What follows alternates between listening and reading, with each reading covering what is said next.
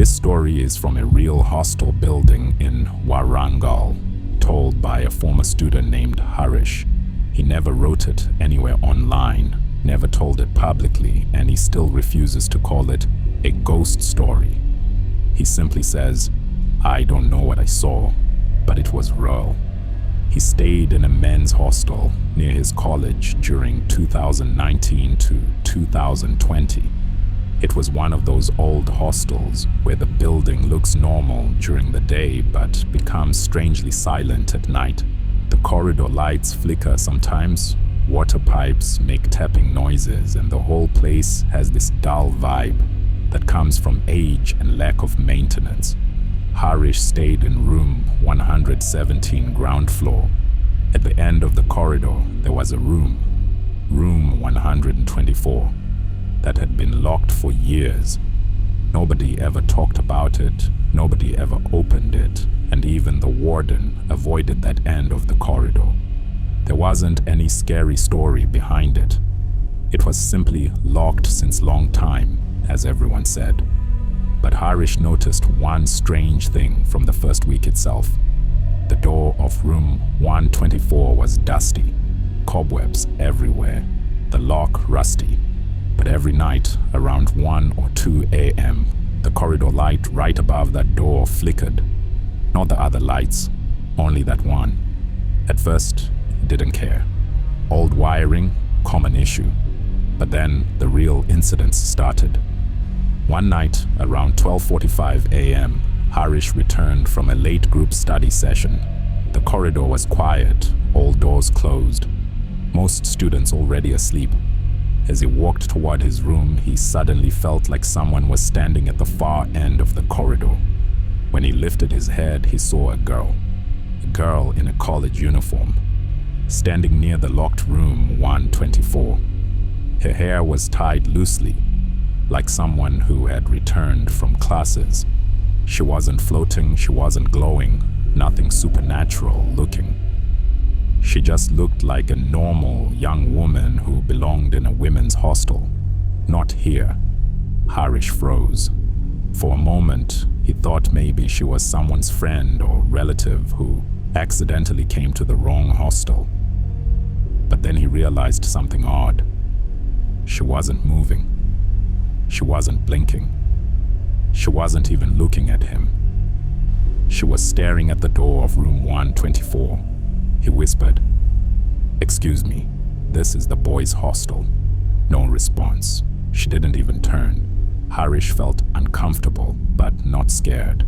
He slowly walked toward her, thinking she might need help. As he took a few steps, the corridor light above her blinked rapidly. That same light. For a second, the entire corridor went dim, then bright again. And in that exact moment, she wasn't there. The corridor was empty. Harish's heart started racing, but he forced himself to think logically. Maybe she walked away when the light blinked. Maybe he blinked and didn't notice. Maybe he was tired. He convinced himself it wasn't unusual and went to sleep. The next morning, he didn't mention it to anyone. He didn't want to sound stupid. But the next night changed everything. Around 3 a.m., Harish woke up because he heard footsteps in the corridor. Slow, dragging footsteps, very faint. He thought someone was going to the bathroom. He ignored it, but the sound didn't stop. It kept going back and forth, right outside his door. Finally, irritated, he got up and opened the door. The corridor was empty, but something caught his eye. At the far end, near room 124, the flickering light was on again. And beneath that light, he saw a shadow. It wasn't the shadow of a man. It was clearly the shadow of a woman. The outline of long hair was unmistakable. But there was nobody standing there. Only the shadow. The shadow remained perfectly still, as if someone invisible was standing under the light. Harish shut his door slowly. He didn't sleep the rest of the night. The next day, he casually asked the warden, "Why is room 124 locked?" The warden gave a short answer. "It's unused. Don't go near it." Harish asked, "Why?" The warden got irritated. "You boys don't study. You want ghost stories. Just avoid that room." Harish didn't insist. That evening, during dinner, he casually mentioned the locked room to his friend Sidhu. Sidhu's expression changed immediately. "You saw something there?" Harish didn't want to sound crazy, so he said, "No, just asking." Sidhu leaned closer. "Bro, don't go near 124 after midnight. Just trust me." Harish pressed him for more, but Sidhu refused to talk about it inside the hostel. Later, outside the building, Sidhu told him quietly, "A girl used to stay here. Not in our hostel, obviously, in the girls' hostel opposite. Her name was Sumya. She was a bright student, but she had some personal problems. People say she was depressed." Harish was listening carefully. "One evening in 2017, she disappeared. Nobody saw her leave. CCTV didn't catch her going outside. They searched everywhere. After 2 days, they found her in the construction area behind our hostel." "What happened to her?" Harish asked. Sidhu continued. Harish felt a shiver. "But why near room 124? He asked. Sidhu shrugged. "No one knows. That room was directly above the old underground water tank area where her things were found. Maybe that's why the light there always flickers." Harish didn't believe in ghosts, but now things made sense, or at least connected. Still, he didn't expect the next incident. 5 days later, around 2 a.m., Harish woke up to whispering, a soft, shaky whisper. It was coming from the corridor. He put his ear near the door.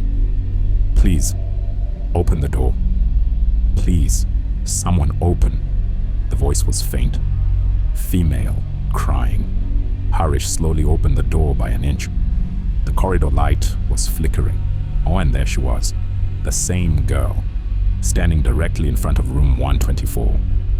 Her hand was on the handle of the locked door. Her head bowed down, hair falling to one side. She wasn't trying to open it. She was just touching it, whispering something repeatedly. Harish couldn't move. It wasn't a hallucination. She was real. Her uniform, her posture, everything looked completely physical and natural. He gathered courage and whispered, "Who are you?" The girl slowly turned her head toward him.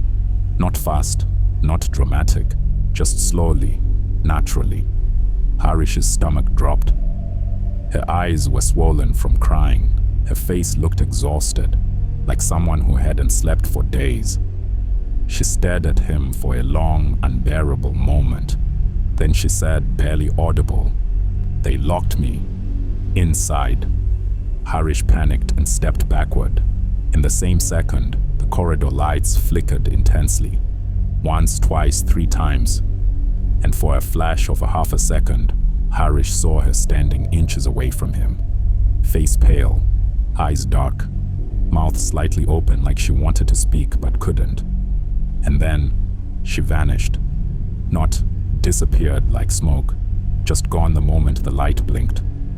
Harish fell backward, shaking. Within a week, he shifted to a room near the front side of the hostel. Room 124 stays locked even today. Not because of ghosts. Nobody officially declared anything haunted, but every batch of students reports the same thing. A girl in a college uniform standing silently near the last room. Some see her crying. Some see her staring at the door. Some only see her shadow under the flickering tube light. No one ever approaches her. No one ever speaks to her. But every student who has stayed at the end of that corridor says the same sentence. She looks real, not like a ghost, like someone still searching for the room she never left.